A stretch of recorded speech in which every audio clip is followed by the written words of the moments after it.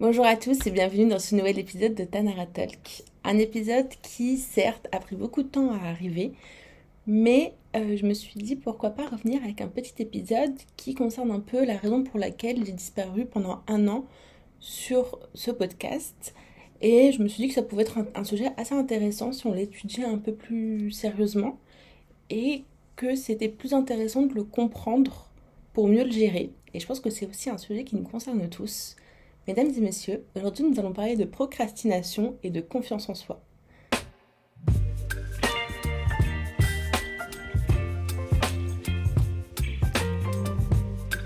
Alors pour la plupart des personnes, lorsqu'on parle de procrastination, on pense directement à la paresse, à une mauvaise gestion du temps ou à juste à des personnes fainéantes. Mais en réalité, différentes recherches scientifiques prouvent que la procrastination relève en fait de différentes peurs qu'on peut ressentir. Alors, nous avons tout d'abord la peur de l'échec. Et en fait, c'est tout simplement la peur d'échouer qui va nous pousser à ne pas s'attarder sur une tâche qu'on doit accomplir. Et parfois, cette peur va être accentuée par le perfectionnisme. Et en fait, on retrouve ce perfectionnisme lorsqu'une personne se fixe des objectifs tellement hauts que par peur de ne pas réussir, préfère ne rien faire pour éviter d'avoir une qualité moindre que ce à quoi elle s'attendait. Ensuite, nous avons la peur du jugement. Et ça, je pense qu'on est un peu tous concernés, la peur du jugement d'autrui, que ce soit sur nous-mêmes ou sur notre travail. Je pense qu'on a tous un peu connu ce passage. Moi, je l'ai notamment connu avec Tanara et c'est l'une des raisons pour laquelle cet épisode, enfin ce podcast a pris une longue pause. C'est parce que qu'on juge mon travail ou qu'on me juge moi, que je passe un peu pour une personne ridicule ou qui fait quelque chose de ridicule, c'est vrai que c'est assez angoissant parce que je propose ça sur Internet et Internet, c'est une cible tellement plus large, je ne sais pas sur qui ça peut tomber et forcément, on doit être ouvert aux critiques parce que c'est un peu le jeu actuel malheureusement avec Internet. Et ensuite, nous avons la peur de la réussite.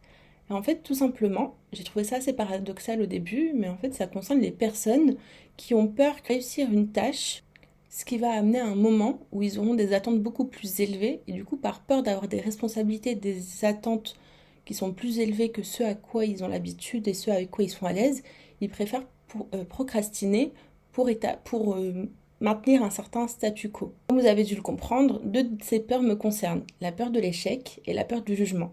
En ce qui concerne la peur de la réussite, j'avoue ne pas être, enfin, me sentir trop concernée parce qu'au contraire, j'aspire à la réussite et ça me fait pas peur d'avoir des attentes beaucoup plus élevées par la suite. Alors que l'échec et le jugement, je trouve que j'ai beaucoup plus de difficultés à y faire face. Dans mes recherches, je suis tombée sur l'étude du psychologue Timothée Pichil qui en fait explique que la procrastination, c'est une gestion émotionnelle. Donc quand une tâche est perçue comme trop stressante ou anxiogène, on va la repousser pour éviter temporairement cette charge émotionnelle. Et en fait, c'est une sorte d'échappatoire pour un certain nombre de personnes. Mais en fait, si même cette méthode soulage un tant soit peu, on finit par entrer dans le cercle vicieux de la procrastination, qui en fait est simple à comprendre, c'est plus on retarde plus on stresse, plus on stresse, plus on retarde, plus on retarde, plus on stresse, etc. Procrastiner un temps, ça peut être bien, ça peut être reposant, mais le stress, en fait la tâche sera toujours là. Il faudra toujours la faire, il faudra toujours l'accomplir. Mais la repousser va juste alimenter notre anxiété à la faire, car plus on la repousse, plus le temps s'écoule et plus la tâche nous paraît beaucoup plus énorme qu'au début. Du coup, c'est pas la meilleure des méthodes à avoir sur le long terme. Et en ce qui concerne la confiance en soi, en réalité, la procrastination est intimement rattachée à cette confiance en soi parce que, comme vous l'avez compris, déjà nous avons les peurs. Ces peurs relèvent un peu de manque de confiance en nous, car évidemment, si nous avions confiance en 100% de nos capacités, on n'aurait pas peur d'échouer, on n'aurait pas peur qu'on nous juge. Et du coup, évidemment, si on doute de nos capacités, on va douter de notre capacité à réaliser une tâche et on aura peur, on va penser au potentiel échec et préférer procrastiner alors qu'on pourrait avoir une potentielle réussite. Le psychologue Albert Bandura a développé le concept d'auto-efficacité. En fait, c'est la croyance en sa capacité à réussir une tâche spécifique. Donc plus une personne aura une faible auto-efficacité, plus elle va penser au potentiel échec et plus elle aura de chances de procrastiner par la suite. Après, il faut comprendre aussi que si une personne a longtemps et souvent été face à des échecs ou des critiques, forcément, elle va réaliser ce qu'on appelle la prophétie autoréalisatrice. En fait, elle va juste finir par se convaincre qu'elle va échouer à nouveau et donc finir par procrastiner. Les critiques et les échecs peuvent jouer vraiment un rôle très anxiogène, très important sur notre capacité à faire les choses, mais surtout sur la vision qu'on peut avoir de nous-mêmes. Car si on n'a pas confiance en nos capacités, personne ne l'aura et personne ne nous encouragera autant que nous-mêmes à faire quoi que ce soit. Mais il faut comprendre que c'est plus un mécanisme de protection que l'esprit va mettre en place pour se protéger psychologiquement, pour éviter toute souffrance psychologique si cette personne fait face à un échec. Du coup, durant mes recherches, je suis tombée sur plein de petites méthodes qui expliquent comment réussir à ne plus procrastiner. Alors déjà, il faut savoir que moi, dans cet épisode, je ne vais pas du tout vous dire d'arrêter de procrastiner. Je ne vais pas du tout vous dire de vous lever, de vous bouger, d'aller réaliser telle ou telle chose. C'est pas du tout mon objectif. Je suis pas là pour faire du développement personnel ou quoi que ce soit. Je suis là plus pour comprendre d'où vient la procrastination, pourquoi on procrastine et pourquoi il y a tout un aspect négatif autour de la procrastination dans notre société actuelle. Donc, c'est vrai que ces méthodes ne m'ont pas trop plu. Il y en a une, à la limite, si on veut passer par-dessus la procrastination qui peut être utile, c'est se réaliser des mini-succès. Donc, en fait, si on a une tâche beaucoup trop grande à accomplir et qu'on en a peur, et ben on va commencer juste par faire des tâches beaucoup plus petites, beaucoup moins importantes. Et le fait de les réussir va juste nous encourager à s'attaquer à plus gros et donc à réussir plus facilement. Un exemple tout simple que j'ai vécu cette année, j'ai eu mon premier petit gros succès avec Tanara. Au mois de mai, il y a eu le forum Ancrage qui était encadré par le collectif Les Déterminés et le ministère des Affaires étrangères. Et du coup, ils ont mis en place un concours entrepreneurial auquel j'ai participé. Mais vraiment, j'y ai participé parce qu'une amie m'a dit de le faire. Et je me suis chauffée à la dernière minute de participer. Il fallait pitcher notre projet en 2 minutes en vidéo. Enfin, vraiment quelque chose que j'ai fait à la dernière minute sans me dire que j'allais remporter le concours.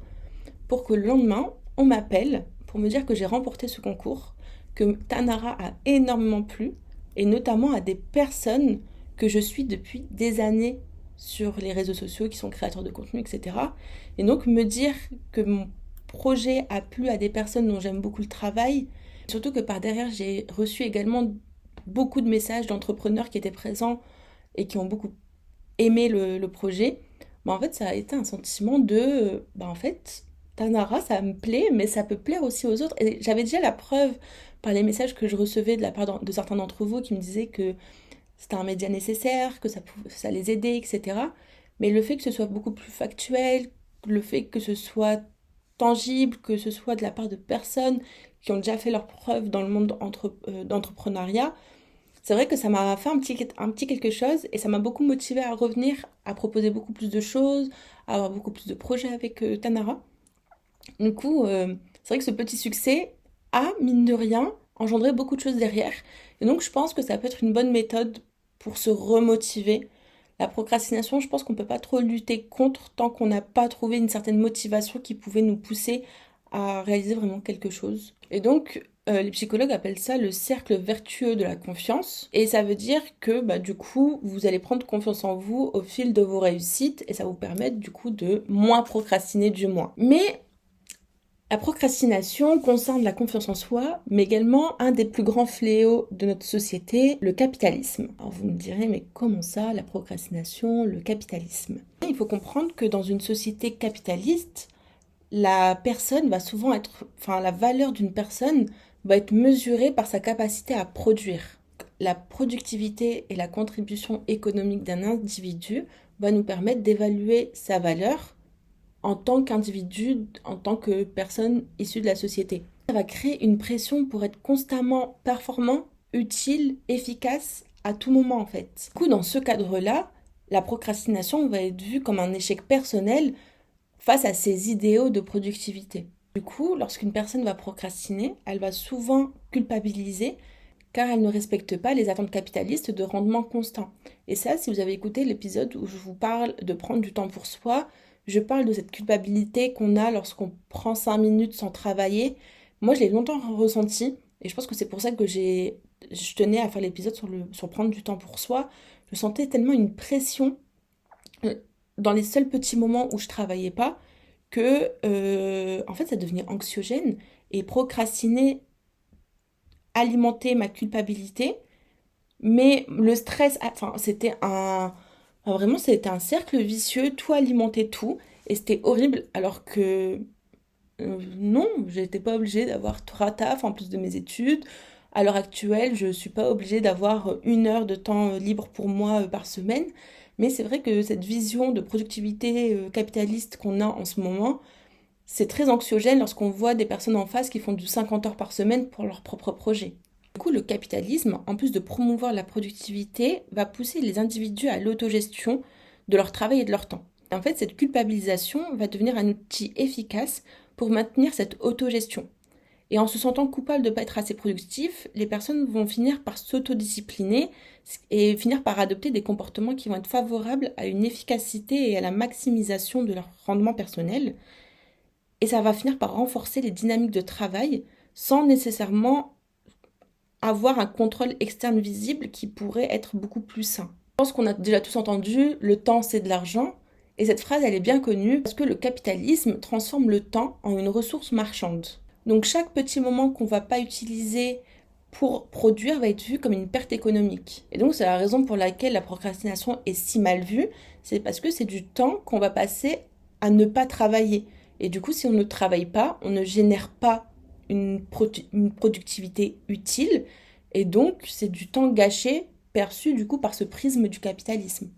Il faut aussi comprendre que dans les sociétés capitalistes, la réussite ou l'échec est individualisé. Et donc si une personne ne réussit pas à atteindre, à accomplir une certaine tâche, ça sera vu comme une faiblesse personnelle. Donc la procrastination va être perçue comme un défaut moral ou comme un manque de discipline personnelle, alors qu'il faut plus voir ça comme une réaction naturelle à une surcharge de travail ou à des conditions stressantes. Et du coup, ça va intensifier la culpabilité parce qu'une personne va être seule à porter le poids de toute cette culpabilité qu'on lui impose. Et du coup, le capitalisme néolibéral va tout simplement faire croire aux personnes qu'elles sont libres de réussir ou d'échouer, et cela seulement en fonction du travail personnel qu'elles auront fourni.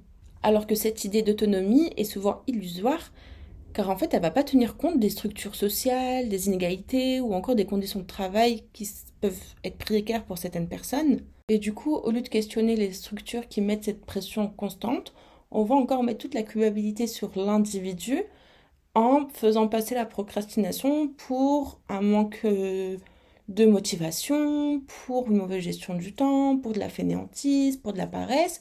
Et du coup, ça reflète une image assez négative de la personne aux yeux des autres. Du coup, la prochaine fois que vous allez culpabiliser après avoir procrastiné, dites-vous que vous culpabilisez uniquement parce que vous ne répondez pas aux attentes d'une société qui ne veut pas forcément votre bien, mais qui veut des bénéfices pour elle-même. S'il fallait lister tout ce que le capitalisme pourrissait dans notre vie, on n'en finirait pas et ça serait sûrement un épisode qui durerait 3 jours. Mais il faut comprendre qu'il faut maintenant savoir et arrêter de normaliser des comportements qui sont en réalité normaux, naturels, mais qui sont perçus tellement négativement par la société que ça nous fait culpabiliser, que ça nous rajoute une pression. Aujourd'hui, chacun de nos faits et gestes va être culpabilisant, on va nous dire de ne pas le faire, on va nous dire mais pourquoi tu fais ça, mais tu n'auras jamais réussir si tu fais ceci ou tu fais cela. Et en réalité, si on nous mettait moins de pression, on réussirait peut-être mieux et plus efficacement, plutôt que de nous dire mais travaille tous les jours, mais fais ceci, mais ne dors pas pour réaliser telle chose. Au final, est-ce que vivre mieux, c'est pas vivre sans capitalisme? Et je vous dis du coup à la semaine prochaine. J'espère que cet épisode vous aura plu. J'espère avoir abordé le sujet dans sa globalité. C'est vrai que c'était pas un sujet qui a été facile à aborder parce qu'il relevait de beaucoup plus de choses que ce à quoi je m'attendais. Et je me voyais pas juste revenir vous voir et vous dire bon ben les gars, j'ai disparu pendant 1 an juste parce que j'ai préféré glander sur mon canapé. En réalité, non, c'est juste parce que je me mettais une pression beaucoup trop grande, parce que je suis étudiante, je travaille en plus à côté, j'essaye de gérer Tanara à côté, et j'essaye d'avoir un semblant de vie à côté aussi. ce qui n'est pas tout le temps efficace. Et du coup, parfois, je préfère fermer les yeux sur certaines de mes tâches. Et là, cette dernière année, c'est Tana qui en a pris plein à son grade. Et je l'ai un peu abandonné. Mais j'y pensais tous les jours. Et là, je suis contente de reprendre les épisodes de podcast parce que j'aime beaucoup faire ça. Et j'espère que ça vous plaît aussi. Du coup, je vous dis à la semaine prochaine. On va aborder le sujet des études avec deux de mes amis. Vu qu'on est en plein dedans, plein de mois de septembre, je pense que c'est le moment idéal pour parler des études et notamment des études supérieures. Jusque-là, portez-vous bien. À la semaine prochaine!